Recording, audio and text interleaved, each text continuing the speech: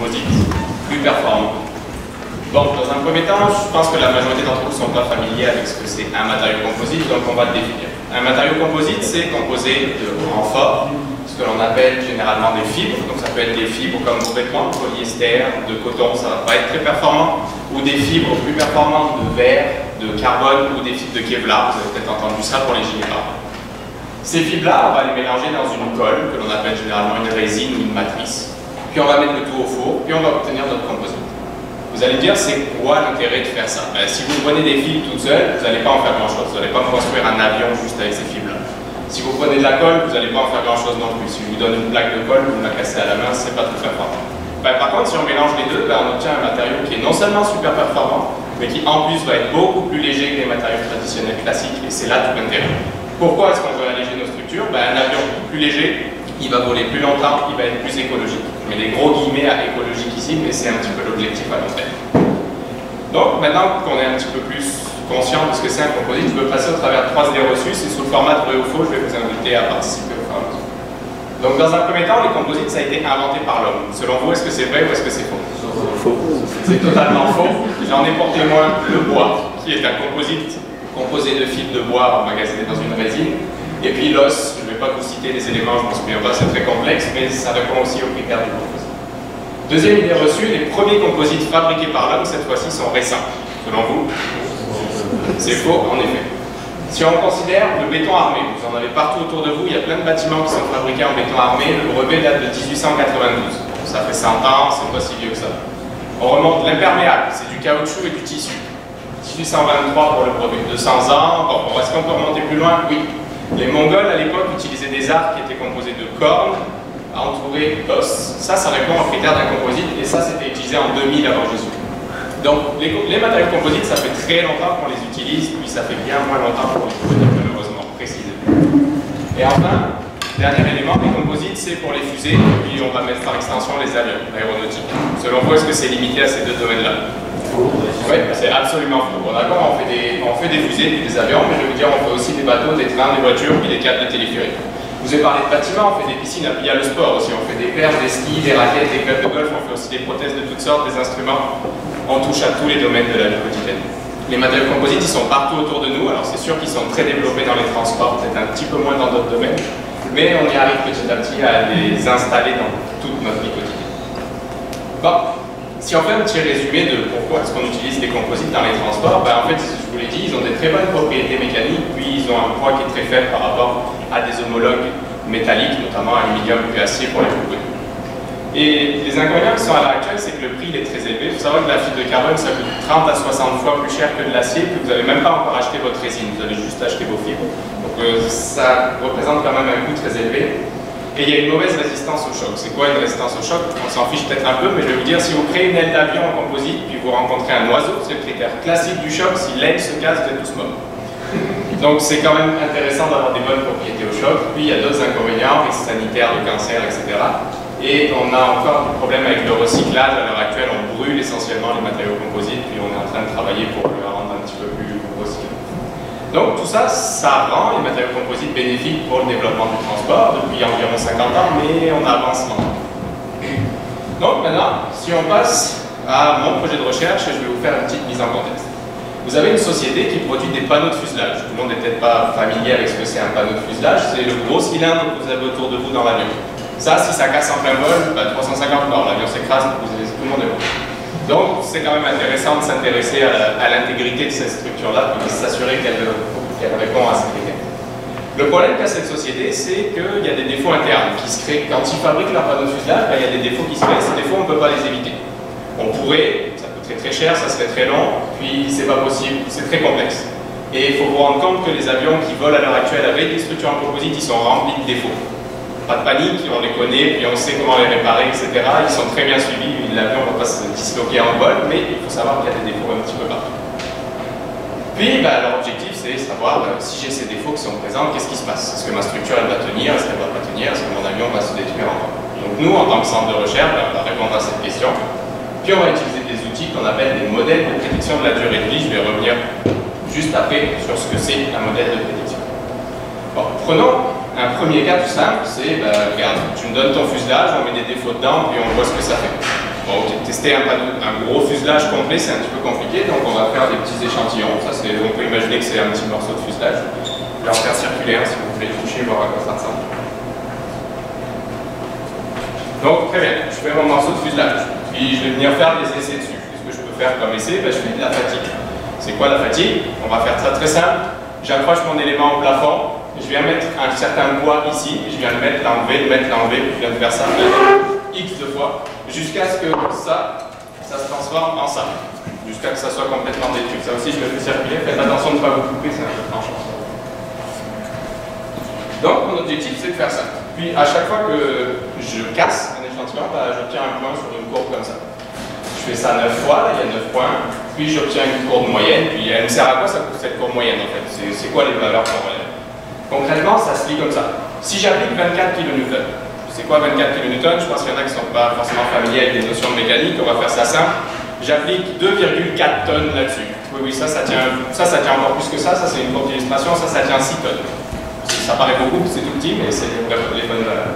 Donc ça se lit, si j'applique 2,4 tonnes sur mon échantillon, au bout, là, je l'ai pendu au plafond, j'accroche ça, puis je l'enlève, ben, je suis capable de mettre puis d'enlever ma charge 20 000 fois. C'est ça l'idée.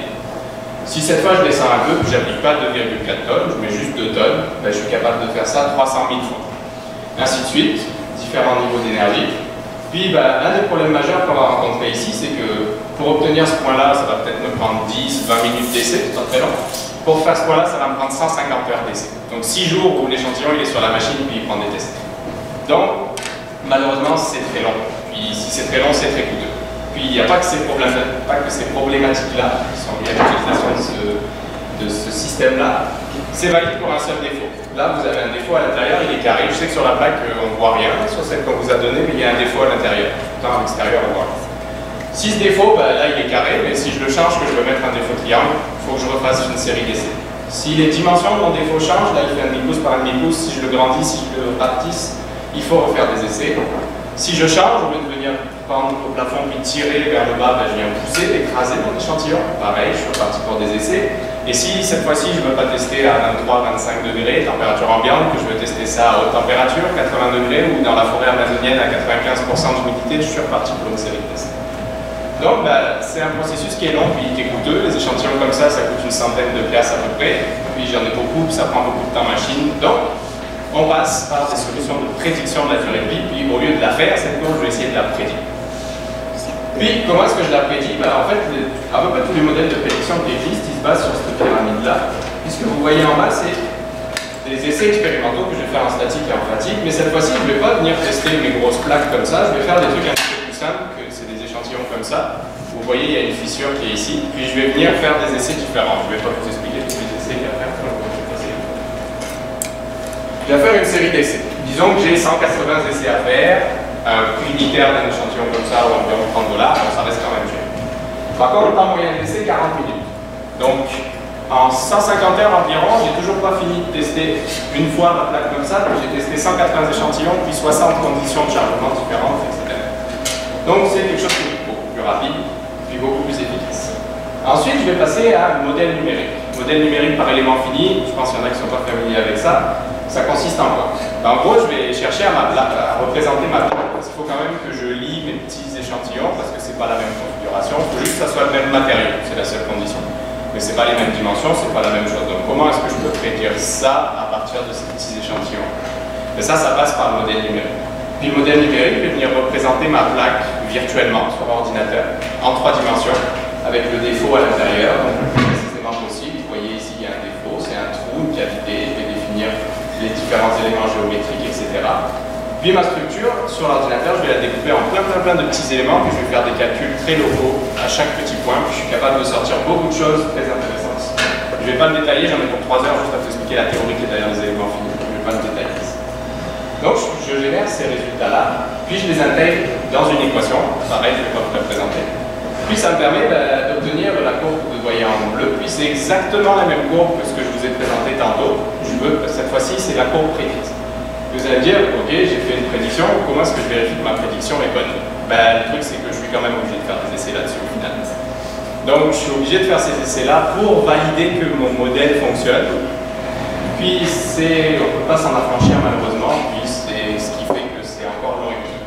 Puis vous vous allez dire, bah, c'est quoi l'intérêt d'avoir développé ce modèle de prédiction si on se retrouve à devoir faire des essais là-dessus? Si on refait un petit récapitulatif des 5 défauts principaux que je vous avais donnés tantôt pour la méthode directe, je fais juste mes essais, j'en ai résolu 3 sur ces 5. Pourquoi j'en ai résolu 3? Parce que si jamais je modifie mon défaut ou la force que j'applique sur mon échantillon, j'ai pas à refaire tous les essais expérimentaux, j'ai juste à changer dans mon modèle numérique sur mon ordinateur. Ce défaut-là, je le représente de la façon dont il est en réalité, puis je suis capable d'utiliser mon modèle et d'avoir des résultats.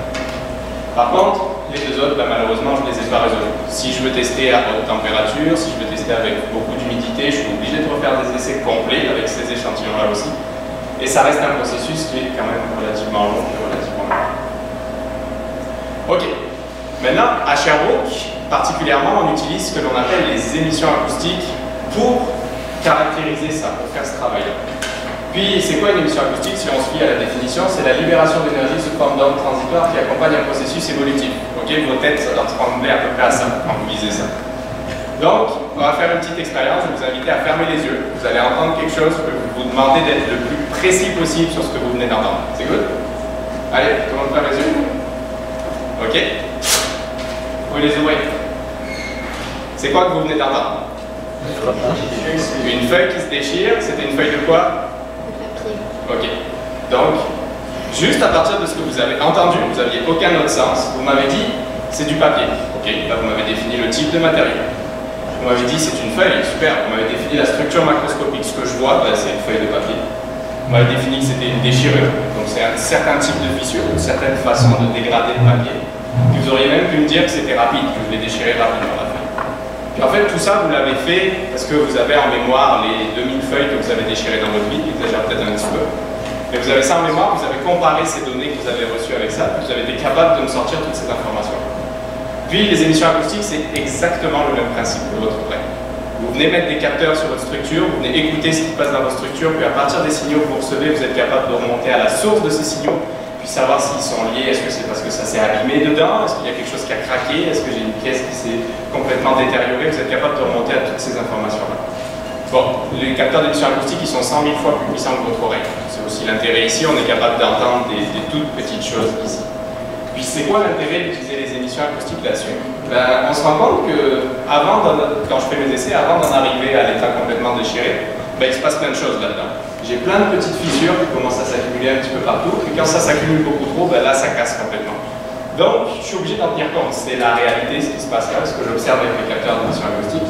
Puis je suis obligé d'en tenir compte dans mon développement de modèle, et ça donne quand même des résultats qui sont très affaiblis par rapport à ceux que j'obtiens si j'étudie juste la rupture. Donc dans l'ensemble, pourquoi est-ce qu'on développe ces modèles de prédiction? Pourquoi est-ce qu'on utilise ces outils? D'un point de vue purement scientifique, ça permet de mieux comprendre le comportement des structures, ça c'est science pure. Puis ça permet de proposer des structures plus sûres. On connaît les défauts, on sait ce qui se passe quand il y a un défaut, puis on est capable de prévoir un plan d'entretien qui permet de vérifier l'intégrité de la structure, de la remplacer. Puis à très long terme, ça serait au final de diminuer les coûts d'opération de l'appareil, puisqu'on est capable de mieux planifier la maintenance. Puis qui dit un coût d'entretien de l'appareil plus faible, ça dit aussi un prix billet d'avion moins cher pour tout le monde. Voilà, ça fait le tour.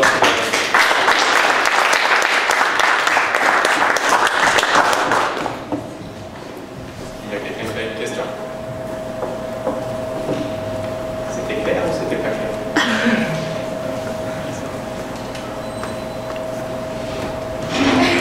Par curiosité, tu as fait combien d'essais maintenant dans ton travail? Tu en fais combien par année? Et c'est là que ça, c'est pas moi qui les teste, ça c'est un autre étudiant qui les a testés, mais les petits échantillons là, j'en ai fait 180 en 2 ans de tester. Les 180 qui sont listés, c'est ceux du projet. Est-ce que tu as trouvé un qui était quand même efficace, qui est vraiment instant?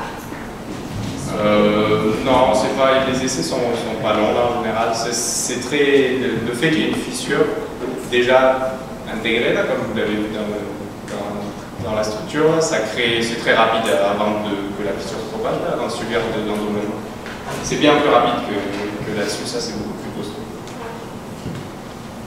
Oui. Si on a fait des tests où on suspendait le. Oui, en tension. En tension, c'est ça, est-ce que ça nous aide à comprendre qu'est-ce qui arrive s'il y a un oiseau qui fonce en plaque? Non, ça c'est un autre.